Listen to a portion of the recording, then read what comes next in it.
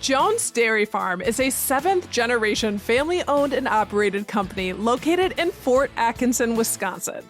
For more than 135 years, Jones has been using real, natural ingredients, original recipes, and time-honored traditions to create distinctive and timeless products. Jones is known for producing premium, all-natural breakfast sausage, naturally smoked hams and Canadian bacon, all-natural meatballs, and dry-aged bacon. All certified gluten-free. This is CityCast Madison. I'm Bianca Martin, and here's what Madison's talking about. Today, 2025 is almost over. Y'all ready to get nostalgic? It's time for a refresh on the biggest news stories of Madison over the year. Joining me to round up those stories is our executive producer, Hayley Sperling. Hey, Hayley. Hi, Bianca. I am so nostalgic already. Let's get it. And our newsletter editor, Rob Thomas. Hey, Rob. Hey, Bianca. Let's do this thing. Let's do this thing. We've got a lot of good stories. So much has happened, unsurprisingly. It's quite the refresh. We're each going to share two big stories, and we'll also do a little rapid fire throughout because we know this year cannot be summed up by just 6 stories. These first few stories are a bit more serious, so let's dive in. Wisconsin Governor Tony Evers announced this July that he would not seek re-election for a third term. That was big news, so his name will not be on the ballot next November 3rd, or for the primary on August 11th for that matter. This is after nearly 2 decades in elected public office for him. Him leaving the race means Wisconsin has its first fully open gubernatorial contest since 2010, so in 15 years. So that was a pretty big one. Y'all. We were all eating lunch together when we heard the news. We're like, oh, shoot, we better get back to our desks. That is so funny. Yeah, I do remember that day vividly when we had just recorded the roundup and we're like, well, here's some huge breaking news that we'll have to figure out. Right, like just recorded. So in terms of the candidate pool and who's in there, since that announcement, there are 9 Democrats in the race. The latest to join that deck is the president of the Greater Milwaukee Committee, Joel Brennan, who is alongside now former Wisconsin Lieutenant Governor Mandela Barnes, who's seen as the front runner for the Democrats at this point with his name recognition. He's run 2 statewide elections. There are more Democrats, including Lieutenant Governor Sarah Rodriguez. She was the first person to throw her name in the ring. Some current Madison politicians, Madison State Senator Kelda Roys, Madison State Representative Francesca Hong, there's Milwaukee County Executive David Crowley, President of Madison-based Better Environmental Solutions Brett Hulsey, former Wisconsin Economic Development Corp. CEO Missy Hughes, and Carthage College student Zachary Roper. A lot of names, but that's all happened in 2025, so those folks are out on the trail. And, of course, 3 Republicans are in the race vying for the seat. Washington County Executive Josh Schoeman, Congressman Tom Tiffany, and a medical service technician, Andrew Mansky. So the presumed frontrunner is a little less clear on the Republican side. I haven't seen any claims on who's the leader of the pack, but that might be because of divisions within the party. It was a central theme of this year's Wisconsin GOP convention, lots of calls for unity, and so a little less clear on who's leading, but 3 there. And obviously a highlight for us is our team getting to go to the governor's office and me having that one-on-one sit down with Evers to ask him about his choice to step away. That felt big. That was pretty cool. Yeah, y'all out there, if you haven't heard, go back and listen. It was pretty fun. Lots of big state news that we got into this year, and we'll be watching it even farther next year. The story that I'm bringing up is a little bit more local. It's been a big year for transportation in Madison, mainly Madison Metro. If you guys recall, 2025 is the first full year of BRT, bus rapid transit, and for most of the year, Metro drivers were actually working without a contract. So the year actually started off a little bit rough for Metro. And I want to run through sort of like a quick timeline of some of the things that happened this year, if you'll bear with me. So back in February, workers organized a quote-unquote sick out, where many scheduled drivers called out and refused overtime. And this resulted in 11 routes being canceled that day in February. It caused a lot of disruption for folks. And they did this technically because Metro drivers can't actually strike under state law. And then in response to that, the city filed a complaint with the Wisconsin Employment Relations Commission, claiming that the bus drivers committed an unfair labor practice. But then just days later, after that that sick out, a woman attacked a bus driver near the East Side Woodmans that resulted in the bus crashing into the Asian House restaurant. And thankfully, luckily, no one was injured, but it did spark this big conversation about bus driver safety. That attacker was actually recently sentenced to 3 years in prison. And unfortunately, that trend continued throughout this year. This wasn't the last of the attacks on drivers. Another driver was attacked by a passenger in March, and then another attack happened in May. So this was like a really tense time for Metro, who, again, were locked in these contract negotiations with the city, fighting for better wages and, again, increased protection for drivers. So amid all of this, these attacks, these contract negotiations, in May of this year, Justin Sturenberg, who had led the department since March 2020, resigned from his post. So we're walking around without a leader here. His replacement, Jamie Acton, started work in October. But finally, in September, 9 months after their contract expired, the union that represents Metro Transit workers reached an agreement and signed a contract, yay, that included paid leave for workers who are assaulted on the job, a 3% annual raise for employees, additional PTO days after 5 and 10 years of service, and back pay for the 2025 months without a contract. So, to sum that all up, it was a really big year for Metro. It was also a really big year for Metro in terms of ridership. In April of this year, Metro recorded its highest ridership numbers since 2015 with more than 1.3 million rides. So shout out to Metro for going through it this year. I'm really glad that the workers have a contract. And next year, I really hope that we don't have to report on a single attack against a bus driver. So much pressure in that system. Obviously, a lot of excitement surrounding the bus rapid transit and this whole transformation for people riding the bus, the city pushing people to ride the bus, and that this is going to be really efficient and great for you. And, you know, the giants that we are standing on their shoulders who actually make it happen. And they needed a lot of improvements. Yeah. No, I remember that video of that attack you talked about in March. It was insane to look at. I mean, and you do think about those bus drivers and what they deal with every day. It's horrifying. It really was just like, oh my gosh. And mental health in our community, we need some support there because that was just yikes. Well, I'm also talking about public safety. One of the big stories in city government this year was a shakeup in the Madison Police Department. Sean Barnes, who led the department for 3 years, left Madison in January for a job as Seattle's top cop. And Bianca, you had a great exit interview with him on the podcast. And the Madison Police and Fire Commission decided to promote from within the department's ranks, tapping John Patterson for the job. So Patterson has spent over 2 decades with the Madison Police Department. He started as a traffic officer and then worked his way up through the ranks. And he was the one who was tapped to be interim chief after Barnes left. So Patterson had a lot of support within the department. He had a lot of support outside the department too. And it seemed like he was sort of like the no-brainer pick of, I think they had 20 candidates and 3 finalists they were looking at. Community organizations came out in support of Patterson.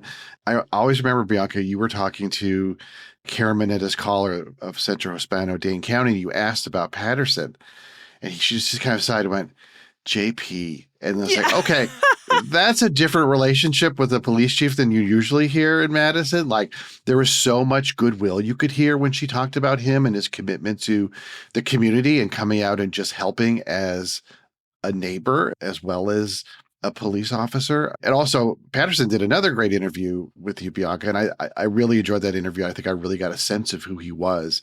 He's somebody who really has deep roots in Madison, and you just sort of get the sense that he's not looking for that next job and is going to jump ship and go across the country in 3 years.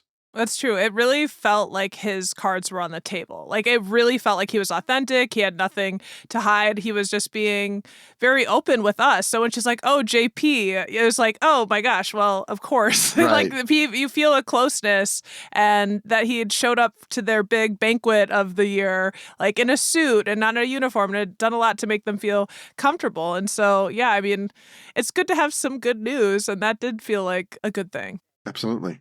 Also, not Rob throwing shade at the end of this, saying he won't be leaving for a job across the country. Hey, people need to tend to their It's the facts. careers. Yeah, it's the facts. It's Yeah. the facts. Okay, so those are some like big hitter stories. There are more big hitter stories, but we've decided we're going to spend a little bit less time on them. We're going to do a bit of rapid fire, aka just little short reminders what happened. Hayley, you're going to kick us off and we'll do another rapid fire later in the combo. Yeah, so I think obviously one of the biggest news stories that we've seen across the country, but again, very much seen in Madison, has been Doge cuts rippling across Wisconsin. We've seen that impact happening at UW, specifically impacting research funding. We saw the Wisconsin Humanities put out a big call for help. Our local library systems were putting out calls for help. Our museums, the Children's Museum was asking for money. Of course, the dismantling of USAID had impacts in Madison. CPB funding was cut, which impacts not only WORT here in Madison, but Wisconsin Public Media. And then even more, food shelves need more money. So obviously, the main takeaway from that one is federal footprints here in Wisconsin, here in Madison, and not the ones that we would like to see. And another story had a ton of national attention was our spring state Supreme Court race, which was so contentious and high profile between Dane County Judge Susan Crawford, who beat out former Republican Attorney General Brad Schimmel. That was a decisive victory. If you guys remember, it was actually called in less than an hour after the polls. And also Dane County came out so hard, and remember us being really riled up about that, came out 5% higher in terms of voter turnout than in 2023 for that state Supreme Court election. So it also was the most expensive judicial election in American history, trumping the record held by who? Only our own Wisconsin in our previous record-breaking spending back in the election for 2023. So that was news that was right alongside the state Supreme Court decision later on abortion that came out right before the 4th of July. The court, in a 4-3 split, struck down the 1849 abortion ban, which was the big story everyone was paying attention to and part of why that Supreme Court election had so much money pouring in. The court also dismissed Planned Parenthood of Wisconsin's lawsuit challenging the ban's constitutionality. So that put the sort of Supreme Court and abortion cases to bed for now. Yeah. And talking about labor news, we talked about the bus drivers earlier. We had a big nurses strike in Madison. Hundreds of nurses at Meriter Hospital went on strike in May. It was the first strike in the hospital's history. The nurses were striking for better pay and safer working conditions. The strike ended in 5 days, and the nurses claimed victory with a new contract. Oh my gosh. My heart is beating. All of that big political news, putting my mind right back to those places. My goodness, we're Wisconsin. Who else would we be if we're not out striking and protesting? That's right. More of that in 2025, of course, and more to come in 2026. We've got more stories for this roundup and some good news just around the corner. But before that, let's take a quick break.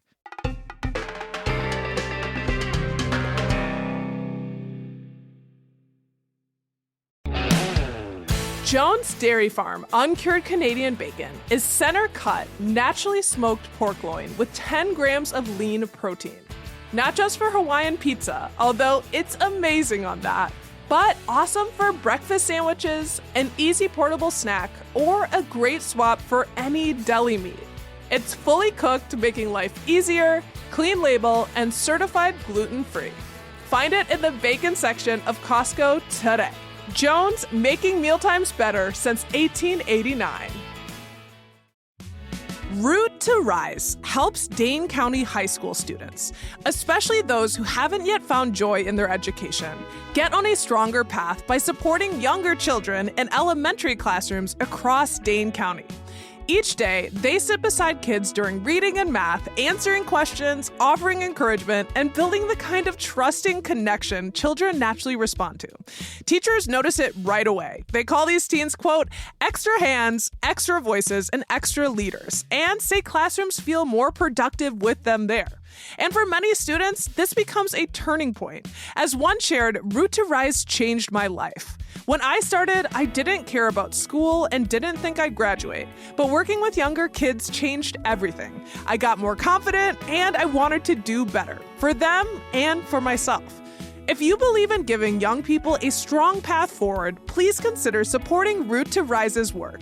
Go to roottorise.org. That's root, the number 2, rise.org. All right, we're back, and we are going to dive into some lighter, perhaps feel-good stories of the year. I'm starting us off in that section with the fact that we were profiled in the New York Times. Hey! Who is she? Who is she? Madison. And by we, yes, I mean the city of Madison. There was an article with great photos, by the way, titled 36 Hours in Madison, Wisconsin, by local writer Peter Cameron, who is the managing editor over at the Badger Project. So the New York Times has done this before, back in 2009, 2003. They give Madison a little shine every now and then, and they chose us again in 2025. Us three did an episode diving into that piece about our takes on how well we were represented.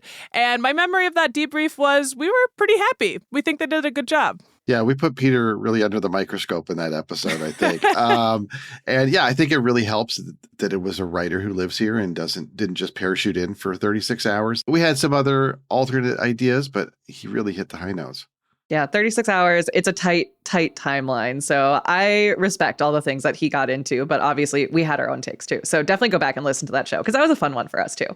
Definitely. And something that folks say if you're visiting Madison, and all of us who live here too, like coming into the city on John Nolen is a really beautiful way to see Madison. And how's John Nolen doing, Hayley? Unwell. Unhinged. You get a lot more time to appreciate that view. That is so true. Facts. I actually did have that thought the other day when I was driving down John Nolen and I was stuck in traffic. And I was like, well, it's a beautiful view of the Capitol at night, but that was a beautiful transition into our next big story here. The reconstruction of John Nolen Drive kicked off in October. And much to the chagrin of drivers on the Isthmus, construction and the resulting traffic delays are here to stay until at least mid-2027. So buckle up, y'all. All right, I'm done with the driving puns now. So according to the Wisconsin State Journal... I don't believe you, Hayley. I don't believe me either. Every day, about 48,000 vehicles drive along John Nolen Drive, and thousands of pedestrians and bikers use the bike path over there too. So like, talk about heavy use. This is something that people are familiar with, people know, love to hate.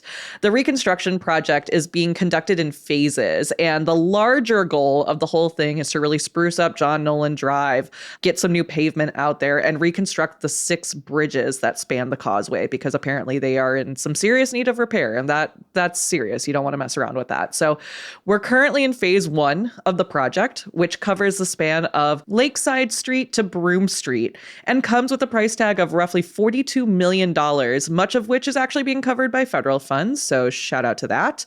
The projects that the city is tackling in this current phase of construction includes replacing all of those bridges and pavement, creating new separated pedestrian and bike path, and reconstructing the Broome Street and North Shore Drive intersections, because I'm sure you guys know those are messy. Those are some messy intersections that we, again, love to hate. And I don't know about you, but I've been sitting here and thinking, like, it's winter. Why would anyone start a construction project in October? That feels very wrong. But according to one city engineer, working on bridges is actually the one kind of construction work that can be accomplished in the winter months. So here we are, I guess. Looking to next year, expect more of the same. Traffic lane changes, confused drivers, zipper merges, be nice to each other, slow down, please. Hopefully the knowledge that all of this will be worth it in the end once it's done will keep people satisfied as this work continues. That's a high hope there. And it's going to be a long road ahead. Literally. See, we knew it. We knew you couldn't resist. We knew it. Can't be done. Can't be done. I get it from you, Rob. I learned it by watching you. It's going to be a long road ahead. But again, like I said, these bridges, they need to be replaced. The ultimate goal here is safety for both drivers and pedestrians, which is truly needed. So 2025 is the year this all started, and we'll see more of it next year. Watch out.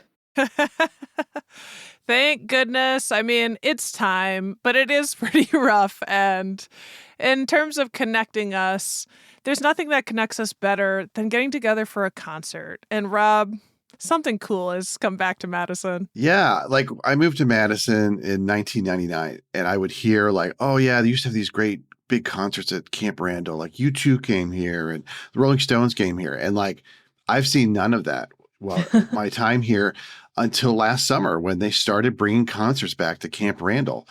Country star Morgan Wallen played not one but two sold out shows in the stadium. And then, of course, Coldplay played one. And Chris Martin of Coldplay said that his piano tech guy was a Badger and sort of clued them in that they should play here. So, yeah, we're talking a lot of people connecting, like more than 158,000 people attended those three concerts. All three were sold out. And while the UW-Madison wouldn't share revenue numbers, I mean, it was a clear financial boon to the UW athletics department and also had all these secondary benefits to hotels and bars and restaurants. And in the case of the Morgan Wallen show, cowboy boot stores based on all the boots we saw trekking around Madison during that week. Huge day. It was. I mean, a lot of people came from out of town for these shows. That's sort of the way now is instead of doing 50 shows, you do 10 shows and people come to see you there. That's like the Taylor Swift Eras Tour model. And luckily, music fans won't have to wait another 28 years for the next show because AC/DC is booked to play Camp Randall on July 19th. And I checked and there are still tickets available. Some of them are pretty reasonable by, nosebleed ones. They're not too bad. So you could jump on those if you want to get join the party next summer. From those photos, it really feels like even the nosebleeds would be quite the experience. Like, it looked beautiful. Yeah. Well, yeah. I'm just thinking about like seeing a football game. Like even when you're high up in the stands, it's still a fun time. I'm just thinking like, who would I want to see play at Camp Randall? My mind immediately went to be like, bring Beyonce here, get her in Camp Randall. Oh my gosh. Yeah. That'd be I was so fun. just talking about, I don't know why I've never gone to a Beyonce concert. I ask myself every day too. Yeah, I was going to say Chapel Roan, which, that was a moment back. Rob came to CityCast Madison right around the time Chapel Roan came to Madison. I know that because Hayley and I were sitting outside with her. All of her mermaid fans were wrapped around the Sylvie down the block on East Washington. So, hey, I feel like she could maybe like bring all the Midwesterners to Camp Randall. I would love to see that. Something also really cool that's new this year, birthed in 2025, is the True North Music and Food Festival, a brand new festival with Madison's top eats and great music and food. That just said eats, lots of food. And that was put on by Lola's High-Low Lounge and the Madison Mallards. And, we've had Matt Geerding on the show, one of the co-owners of Lola's High-Low Lounge. He was the person who ran the Majestic Theater for many, many years and is very familiar with the music scene. So all the musical acts were like fantastic. They had Pokey Lafarge, all of our great local players were there. Like it was a really good time and cool little events. And that's new this year. They have that over at the Duck Pond. They had it in September. And I'm really excited for what they do next in 2026. I hope they do it again. I think that'd be so fun. And I love to see that stuff happening, right outside of like main downtown, right? Like getting out to the north side, right? Let's do it again. Or the east side has a lot of festivals. I mean, it's True. Time for other quarters to get theirs as well. Way to get it moving, Geerding. All right, y'all ready for our next rapid fire? Let's go. Okay. Hayley. Pew, pew. Pew, pew, pew. All right. Well, we're kicking off with another serious story. If you guys remember, Milwaukee County Circuit Judge Hannah Dugan was arrested earlier this year. That trial just wrapped up, and Dugan was found guilty of impeding a proceeding, but not guilty of concealing an individual. So kind of a split decision here. And with that, I don't think this is the last of this case. I think this is something that we're going to be keeping an eye on in the new year and watching out for more news to come. So that was a big, big story coming out of Milwaukee. Yeah. I mean, another serious story is all the talk about how to help Madison's homeless population. Obviously, we've seen single digits here this winter already. The city closed the Dairy Drive tiny house encampment in September. There was kind of a crackdown on people at the top of State Street as well. And the new Bartolin men's shelter won't open until this spring. And there's still a funding shortfall there. The city is pushing a sort of a public-private fundraising push to keep it open 24/7. In the meantime, there is some good news. The nonprofit organization Porchlight recently opened an apartment building on East Washington Avenue for folks who have experienced homelessness. It has like 70 efficiency apartments. So that's something. Yeah, that was really huge news and will continue to be in 2026. The next rapid fire is the Amtrak station location talks have moved forward. The city narrowed down the potential site picks to 2. One being Wilson Street near Monona Terrace, Lakefront in that area downtown, and East Johnson Street near the coming public market. So that's pretty exciting, with the Wilson Street location currently the favored option. And we had a conversation with our new transportation director for the city, which was quite interesting, and I really liked him. News of the year. He's new this year too, so that's some news, right? Yeah. One other quick bit is our women's sports team went off this year. The Love Volleyball franchise launched a team in Madison. The Nightmares took home a championship. Burnell's Women's Sports Bar opened their doors on the east side. And a women's soccer team is coming here soon to a Breeze Stevens field near you. So get hyped, get ready. We got more women's sports on the way, not even to mention all of the good stuff that's happening at UW. Talk about volleyball and hockey and all that good stuff there too. So shout out to women's sports. Women's sports. And here's my sport, saunas. Madison got its first ever modern day bathhouse, and you do sweat. So called Sauna Day on Willie Street, which was a big story. I heard whispers about it for months. Like, did you hear there's a place with saunas coming? Blah, blah, blah. Yeah. So Sauna Day opened, and I think it's really an awesome thing that's made our city feel a little bit even more cosmopolitan, this community space that's all internationally inspired. It's a boon, and it was a big story when it dropped. I'm just so glad that empty storefronts on first floors of apartment buildings are getting full. More of that in 2026. Please fill these retail spaces. Shout out to Sauna Day. Shout out to public parking. Shout out to all of those places that are in those first floor retail spaces. Yeah, absolutely. And it was the end of an era on Lake Mendota as the owners of the Mariners Inn and Betty Lou Cruises, he announced his retirement. So, one sort of bittersweet thing is the CityCast Madison team, we took a sort of one last boat tour out on the lake together, which was super fun. And I thought it was really cool. It was a way to see the city and the lake in a way I'd never really seen it before. So hopefully it gets revived in some form, because it's a really cool way to get people together. Our hair was flapping. Most of us were drinking Bloody Marys. It was a vibe. We have beautiful R.I.P. memories. Yes. Yes, and I know so many people do. And last but not least, we got the hat trick. 3 years of winning gold, Best of Madison. Y'all voted us Madison's favorite local podcast. And it's just been an honor bringing you these stories with this incredible crew. 2025 was a wild year, but y'all aren't even ready for what we got cooking in 2026, are they? Not even ready. We got so much up our sleeves. I'm so excited for the new year, but I'm also so excited to take this time to reflect on our big stories with you guys. This has been fun. Absolutely. And thanks to everybody who stuck with us and been listening and reading and supporting us. 100%. Here's some more news. We know it's coming. Thanks, y'all. Hayley Sperling, thank you for your brain.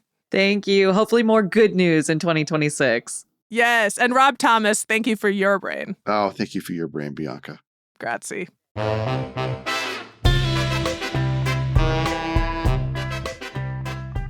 That's all for today here on CityCast Madison. I'm your host, Bianca Martin. Don't forget, you can support the show and get great perks by becoming a CityCast Madison neighbor at membership.citycast.fm.